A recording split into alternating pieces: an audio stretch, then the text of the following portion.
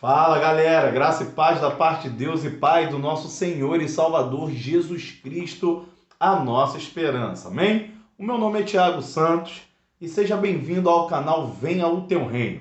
Eu queria te convidar já de início a você se inscrever no canal, porque aqui você vai encontrar conteúdos relevantes que vão abençoar a sua vida e vai te habilitar a exercer o propósito que Deus tem para a sua vida aqui na Terra. Queridos, neste último vídeo, nós vamos encerrar a nossa série sobre descobrindo o poder da oração.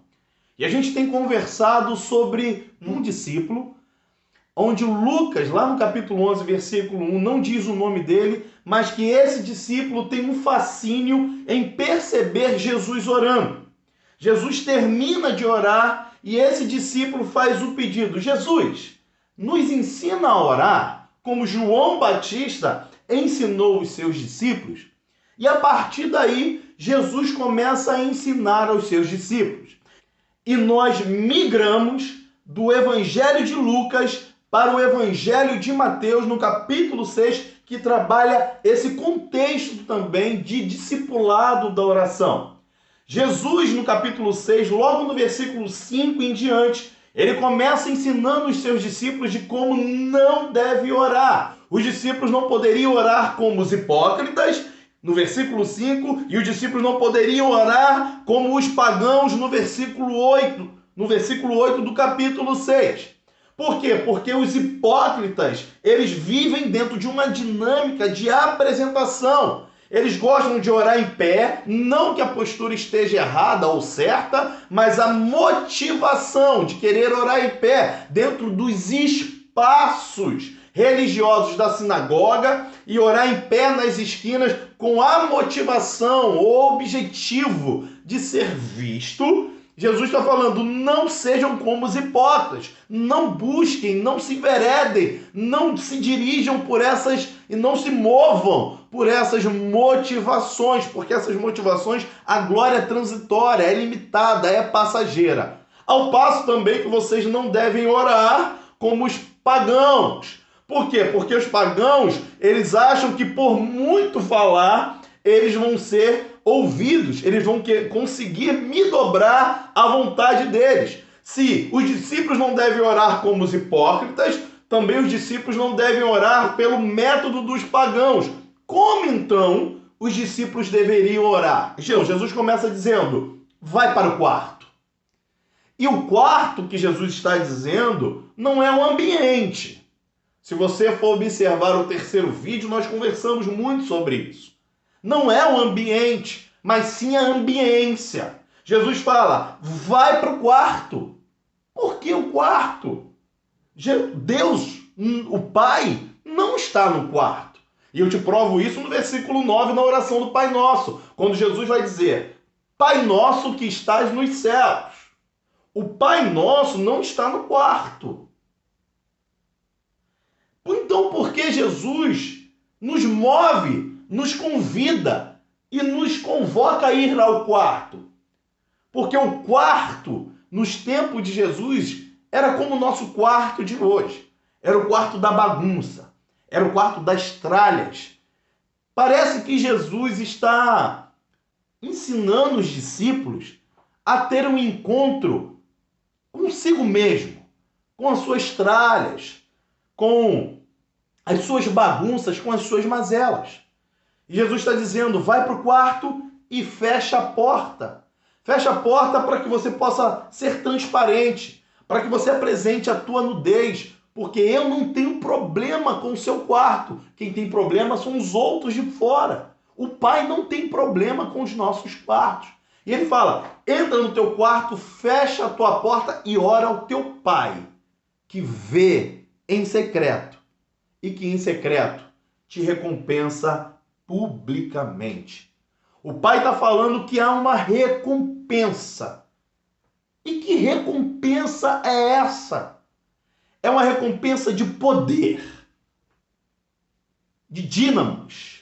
E foi esse poder desses discípulos que a igreja primitiva de Atos 2 fez toda a diferença, onde a mesma caiu na graça do povo e Deus, confiando pessoas, acrescentava dia a dia aqueles que iam sendo salvos. Por quê? Porque esses discípulos descobriram o poder da oração. E era um poder para destruição. Como assim? Destruição? Sim. E para destruir o quê? O eu do coração. O eu do coração. Jesus convoca os discípulos a irem para o quarto, para que pudesse recompensá-los com poder para destruir o eu das suas motivações.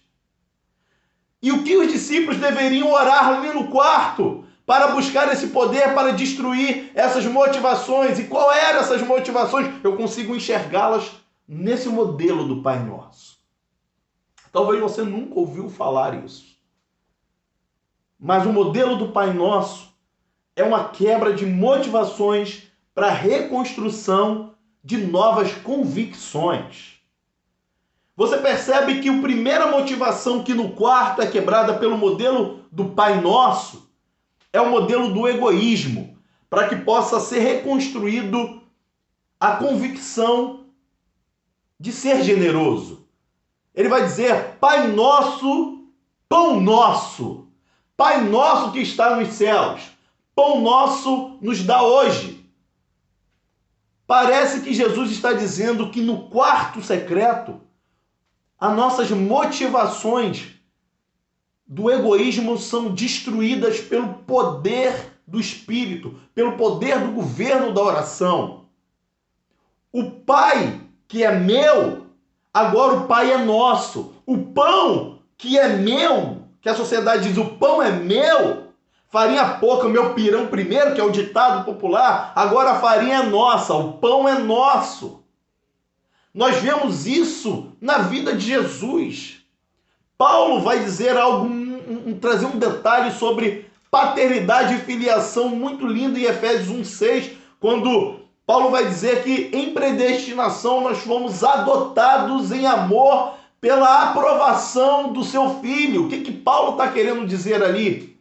Parece que houve uma conversa entre o pai e o filho, onde o pai, conversando com o seu filho, diz assim: eu quero adotar uma família, eu quero adotar um povo, eu quero fazê-lo especial, mas para isso você vai ter que me dividi-los com eles.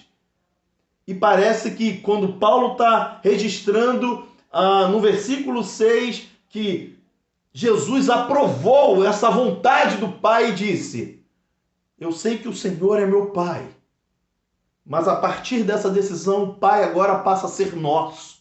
Por isso que quando Jesus ensina os seus discípulos, ele está dizendo: o Pai que é meu, agora o Pai é nosso. O pão que é meu, o pão agora é nosso. O Pai dividiu o seu Filho com vocês e eu estou dividindo o meu Pai com vocês. Dentro da dinâmica do poder da oração, a gente aprende a dividir o Pai nosso, o pão nosso, e compartilha agora o Pai e o pão com outras pessoas. E foi isso que aconteceu na igreja primitiva. Quando eles caíram na graça do povo, é porque eles vendiam as suas propriedades, porque ninguém poderia passar necessidade no meio deles. Esse impacto de amor, esse impacto de generosidade trouxe uma manifestação de justiça, paz e alegria do Espírito Santo naquele povo.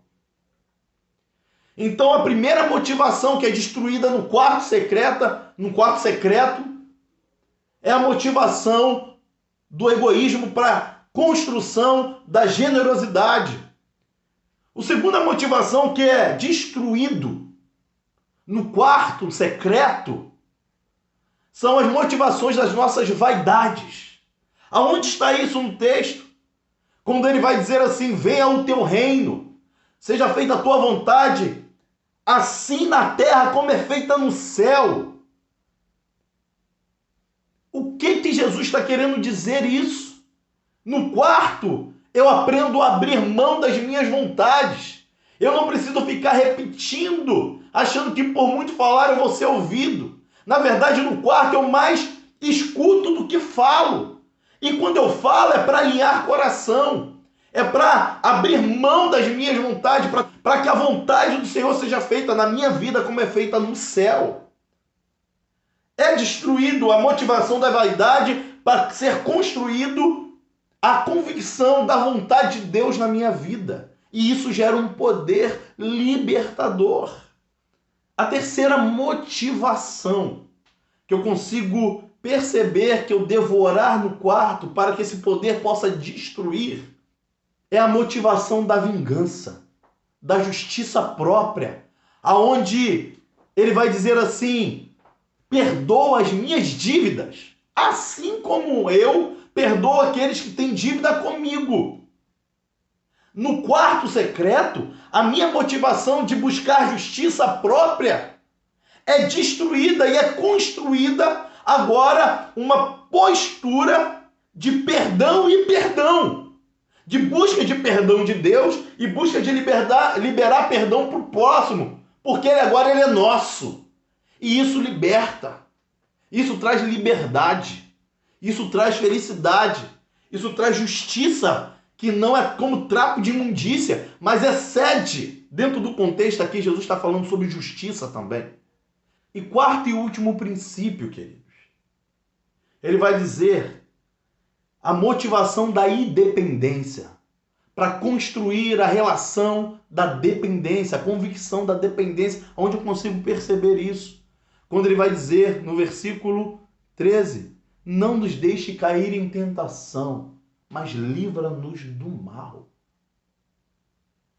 Jesus está ensinando que no quarto da oração eu preciso aprender a ter a dependência de Deus, a ser dependente do Senhor e não autossuficiente, a não ser independente. Porque na dinâmica do reino de Deus é diferente.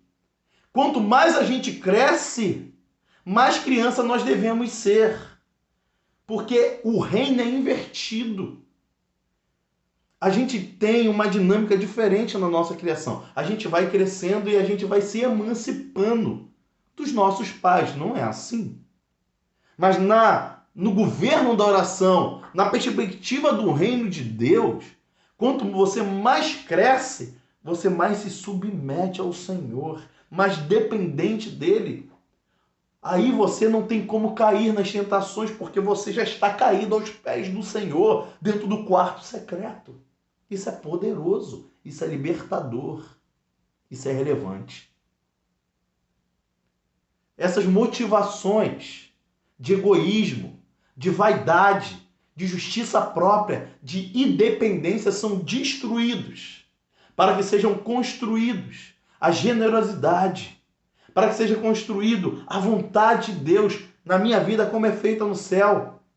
Para que seja construída a justiça de Deus e não a minha justiça, que é trapo de imundícia. Para que seja construída uma relação de dependência e desfrutar do cuidado do Senhor. E chega uma convicção geral. Por quê? Porque eu reconheço que dele é o governo, dele é o reino. Dele vem esse poder e a glória para viver uma vida relevante eternamente. Amém. É assim que deve ser. Queridos, se queremos viver e descobrir o poder da oração e nos movermos nessa ambiência, dentro desse governo e ser governado pela perspectiva da oração, dessa comunhão, dessa relação com Deus, a gente não tem que abrir mão das nossas hipocrisias, abrir mão dos nossos métodos pagãos e a gente estar dentro dessa ambiência do quarto secreto, para que convicções poderosas possam destruir motivações caídas, para que nós possamos ser governo de Deus, se movermos pelo poder de Deus, para glorificarmos aquele que vive e que reina pelos séculos dos séculos. Amém.